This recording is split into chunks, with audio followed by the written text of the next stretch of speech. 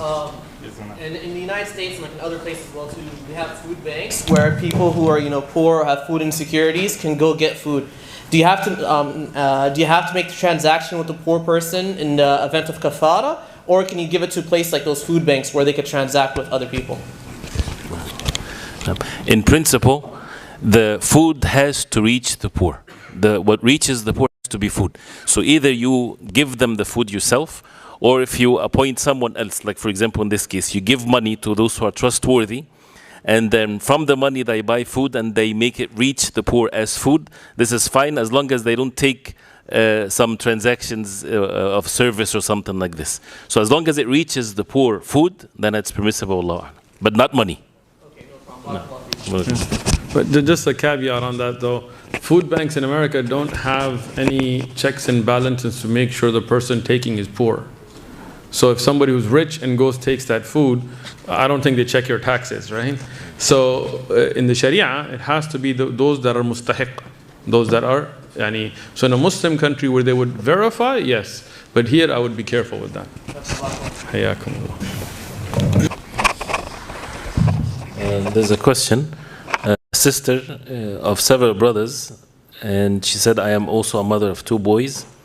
When my family, brothers and their wives come over for dinner, my boys never leave their rooms to say salam or even participate with dinner. Is this right? As I am very embarrassed from my own brothers, it's disrespectful. There are more than one thing in the question. I would start with the last part. When it comes to be embarrassed or feeling disrespectful, we have, as we heard, we have wahy, revelation from Allah. If you are for sure, you know that this is what Allah subhanahu wa ta'ala wants from you, be firm upon the deen of Allah, even if it's against your own desire. We submit ourselves to what Allah subhanahu wa ta'ala wants from us. Wallahu azza wa jalla haqqu an yustahya min. Allah subhanahu wa ta'ala have more rights upon you to feel shy from Allah subhanahu wa ta'ala than to feel shy from human beings if something that opposes the orders of Allah. Second thing is, Allah subhanahu wa ta'ala is the most wise and He knows best. So not to put forward our own desires when it comes to the revelation from Allah. The third point, which is the question. The sister, she has brothers and the brothers are married, they have wives and she has sons. We have to understand the issue of the maharim versus the non-maharim. So the wife of your brother, she's an ajnabiyya, right? She's not a mahram to you. There is even a very severe warning from the Prophet ﷺ from such a relationship, saying, Al-ham wal maut. When the Prophet ﷺ was asked about a man entering on other women, like the wife of his brother or the women in their family that is not mahram, he said, Al-ham, which is the brother's, the brother of or the wife of the brother, to enter on one's wife of a brother, this is maut, this is death. That means if something wrong happens, this is such a disastrous thing. So therefore, the boundaries of the Sharia is to be applied. Saying salam, there's no problem if you walk in and there's people sitting and they're, your brother and his wife, right? You say salam, of course. And even as if there's everything is observed, you can say in the presence of a brother, how's everything, things like this. But to sit in a mixed gathering where people, they eat together and they talk, and of course they would laugh and things like this is something that should be avoided. People should stay away from one another like this and seek rewards from Allah subhanahu wa ta'ala.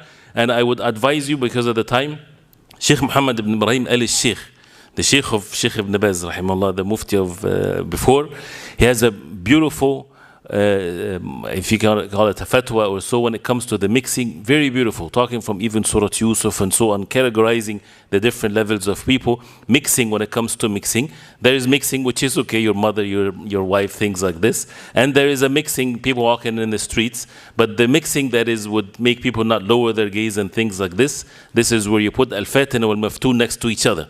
There is no fitna worse for men, as the Prophet ﷺ, after, as he said ﷺ, more than women. So you put the one that is affected by the fitna from the one that is the source of the fitna next to each other, close to each other, then this is all source of disobedience to Allah subhanahu wa ta'ala, and what is even worse. So we ask Allah subhanahu wa ta'ala to protect us and encourage your sons if they do this. But giving salam from a distance, there's no harm, but encourage them to be upon this to save their religion, and also for you also to save your religion and dignity. Wallahu a'lam. طيب, inshallah, very briefly, even though it might need some details, may Allah subhanahu wa ta'ala give us the proper understanding. 3 quick questions. The first one, do the 3 white days have to be fasted consecutively when they are not being fasted on the 13th, the 14th, the 15th? No, they don't have to if you miss the 13th and the 14th and the 15th, which is best. Any 3 days throughout the month, since the other narrations that talks about 3 days in a month. So it doesn't have to be done in that case consecutively. Second question, how can an elder with dementia or Alzheimer's fast?